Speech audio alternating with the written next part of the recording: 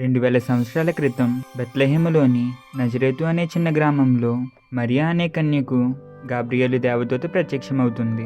ఆ దేవదూతను చూసి మరియ భయపడుతుంది. మరియా, భయపడకుము, దేవుని వలన నీవు కృప పొందితివి. నీవు గర్భము ధరించి కుమారుని కని ఆయనకు యేసు అని పేరు పెట్టెదవు. ఆయన గొప్పవాడే, సర్వోన్నతుని కుమారుడు అనబడును. ప్రభువైన దేవుడు ఆయన తండ్రి అయిన దావీదు సింహాసనమును ఆయనకిచ్చును. ఆయన యాకోబు వంశస్థులను యుగయుగములు ఏలును. ఆయన రాజ్యము అంతము లేనిదై ఉండదని ఆమెతో చెప్పాను. అందుకు మరియా, నేను పురుషుని ఎరగని దానిని, ఇది ఎలాగూ జరుగునని దూతతో అనగా, దూత, పరిశుద్ధాత్మని మీదికి వచ్చును, సర్వోన్నతుని శక్తి నిన్ను కమ్ముకొనును, గనుక పుట్టబోవు శిశువు పరిశుద్ధుడై దేవుని కుమారుడు అనబడును.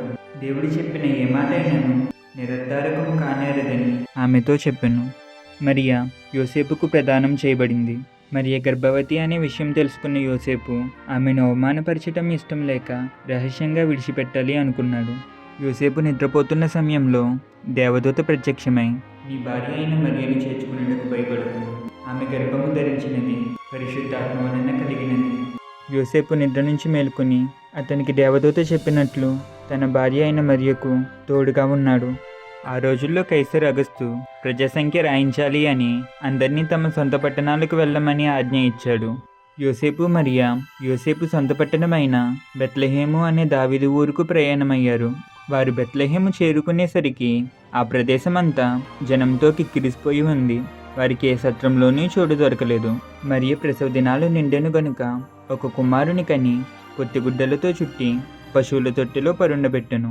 దగ్గరలోని పొలాల్లో గొర్రెల కాపరులు తమ మందని మేపుచుండగా దేవదూతలు వారికి కనబడి, దావీదు పట్టణమందు రక్షకుడు మీ కొరకు పుట్టి ఉన్నాడు, ఈయన ప్రభువైన క్రీస్తు, దానికిదే మీ కానవాలు.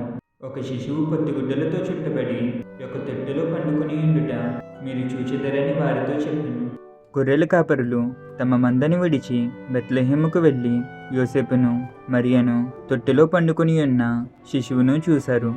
ఆ సమయంలోనే ఆకాశంలో ఒక ప్రకాశవంతమైన తార జ్ఞానులకు కనిపించింది.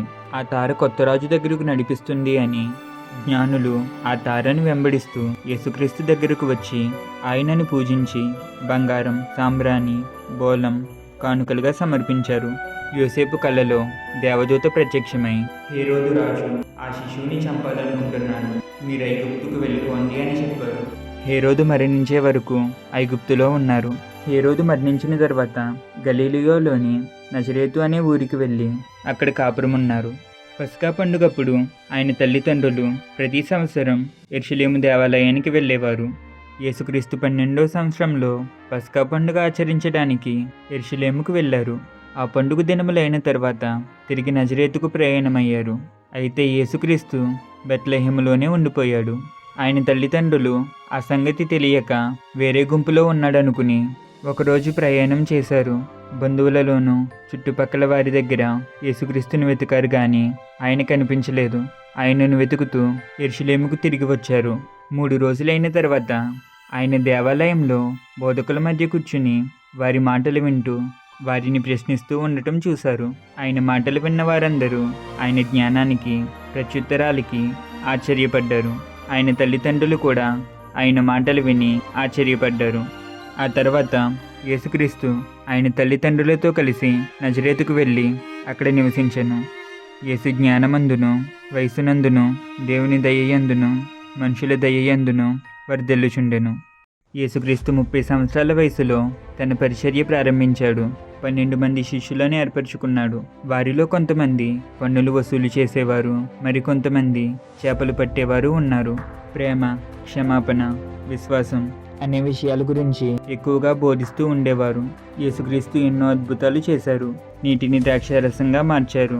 గ్రుడ్డివారిని స్వస్థపరిచి వారి కన్నులు కనబడేలా చేశారు. చెవిటి వారి చెవులు వినబడేలా చేశారు. కుష్టి రోగులను స్వస్థపరిచారు. ఇంకా ఎన్నో అనేకమైన అనారోగ్యాల నుండి స్వస్థపరిచారు. చనిపోయిన వారిని కూడా బ్రతికించారు. యేసుక్రీస్తు చిన్న చిన్న ఉపమానాలతో గొప్ప సత్యాలను అందరికీ అర్థమయ్యేలా చెప్పేవారు. 5 రొట్టెలు 2 చేపలను 5,000 మందికి పంచారు. యేసుక్రీస్తు బోధనలకి ఎంతోమంది ఆకర్షింపబడ్డారు. యూదా మత పెద్దలు, రోమన్ నాయకులు యేసుక్రీస్తు ప్రభావాన్ని చూసి అసూయపడ్డారు. యేసుక్రీస్తుని పట్టుకోవడానికి కుట్ర పన్నారు. యేసుక్రీస్తుని బంధించాలి అని చాలా ప్రయత్నాలు చేసినా బంధించలేకపోయారు. యేసుక్రీస్తు శిష్యులలో ఒకడైన ఇస్కరియోతు యూదాకు 30 వెండి నాణాలు ఇచ్చి యేసుక్రీస్తుని పట్టించమన్నారు. అందుకు ఇస్కరియోతు యూదా, నేను ఎవరి మీద పడి ముద్దు పెట్టుకుంటానో ఆయనే యేసుక్రీస్తు అని ఆనవాలు చెప్పాడు. యేసుక్రీస్తు గెత్సెమనబడిన చోటుకు వెళ్ళి ప్రార్థిస్తున్న సమయంలో ఇస్కరియోతు యూదాతో పాటు చాలామంది సైనికులు కత్తెలు, బల్లాలు, ఈటెలు పట్టుకుని వచ్చారు. ఇస్కరియోతు యూదా యేసుక్రీస్తు మీద పడి ముద్దు పెట్టుకుని ఆయనను అప్పగించాడు. వారు యేసుక్రీస్తుని బంధించి ప్రధాన యాజకుని ఎదుట నిలవబెట్టారు. ప్రధాన యాజకులు, మహాసభ వారందరూ యేసుక్రీస్తుని చంపాలి అని అబద్ధ సాక్షులను పెట్టారు. కానీ వారి ఆరోపణలు నిలవలేదు. ఇతడు దేవాలయాన్ని పడగొట్టి 3 దినాల్లో లేపుతానంటున్నాడు అనే నేరాన్ని మోపారు. యేసుక్రీస్తుని బంధించి తీసుకుని పోయి న్యాయాధిపతి అయిన పొంతు పిలాతుకు అప్పగించారు. పొంతు పిలాతుకు యేసుక్రీస్తులో ఎటువంటి నేరమూ కనిపించలేదు. కానీ అక్కడ ఉన్నవారందరూ యేసుని సిలువ వేయండి, యేసుని సిలువ వేయండి అని కేకలు వేశారు. వారి కేకలే గెలిచాయి. వారెలా అడిగారో పిలాతు అలానే తీర్పు తీర్చాడు. యేసుక్రీస్తుని తీసుకువెళ్ళి 39 కొరడా దెబ్బలు కొట్టారు. పిడిగుద్దులు గుద్ది ఉమ్మి వేశారు. ముళ్ళ కిరీటాన్ని పెట్టి యూదుల రాజా అంటూ అపహసించారు. యేసుక్రీస్తు వీపుపై చాలా బరువైన సిలువను పెట్టి గొల్గొతా కొండకు ఆయనను తీసుకుని వెళ్ళి సిలువ వేశారు. ఆ బాధలో కూడా యేసుక్రీస్తు, తండ్రి, వీరేమి చేయుచున్నారో వీరెరుగరు గనుక వీరిని క్షమించుము అని ప్రార్థించాడు. గంటలు తరబడి సిలువలో వ్రేలాడి సమాప్తమైనది అని చెప్పి తల వంచి ఆయన తన ఆత్మను అప్పగించాడు. యేసుక్రీస్తు మృతి పొందిన తర్వాత ఆయన శరీరాన్ని తీసుకుని వెళ్ళి ఒక గృహలో పెట్టి అడ్డంగా పెద్ద రాయి పెట్టి మూసేశారు. యేసుక్రీస్తు శిష్యులు ఆయన శరీరాన్ని ఎక్కడ దొంగిలిస్తారో అని సైనికులను కాపలా ఉంచారు. 3 రోజులైన తర్వాత యేసుక్రీస్తుని వెంబడించే స్త్రీలు తెల్లవారుజామున యేసుప్రభువు సమాధి దగ్గరికి వెళ్ళేసరికి దేవుని దూత పరలోకం నుండి వచ్చి సమాధిపై ఉన్న పెద్ద రాయిని దొర్లించి దానిపై కూర్చుని ఉంది. ఆ సమయంలో మహాభూకంపం కలిగింది. ఆ దూతను చూసి భయపడిన కావలి వారు చచ్చిన వారి వలె పడ్డారు. దూత ఆ స్త్రీలతో, ఆయన ఇక్కడ లేడు, తాను చెప్పినట్టే ఆయన లేచి ఉన్నాడు, రండి, ప్రభువు పండుకొని ఉన్న స్థలమును చూడండి అని చెప్పింది. ఆ స్త్రీలు వెళ్ళి యేసుక్రీస్తు శిష్యులకు చెప్పారు. తర్వాత యేసుక్రీస్తు శిష్యులందరికీ కనిపించారు. తర్వాత చాలామందికి 40 రోజులు కనిపిస్తూ దేవుని రాజ్యం గురించి బోధించారు. 40 రోజుల తర్వాత అందరూ చూస్తూ ఉండగా ఒలివ కొండ మీద నుంచి ఆరోహణమై పరలోకానికి వెళ్ళారు. యేసుక్రీస్తు తన శిష్యులను, మీరు సర్వలోకానికి వెళ్ళి దేవుని రాజ్యం గురించి ప్రకటించండి, నేను మీకు చెప్పిన సంగతులు వారికి బోధించండి, నేను యుగ సమాప్తి వరకు మీతో ఉంటాను అని చెప్పారు. దేవుని పరిశుద్ధాత్మని విడిచి వెళ్ళారు. తర్వాత యేసుక్రీస్తు శిష్యులు ప్రపంచమంతటికి యేసుక్రీస్తు సువార్తను ప్రకటించారు. ఈ వీడియో మీకు నచ్చితే లైక్ చేయండి.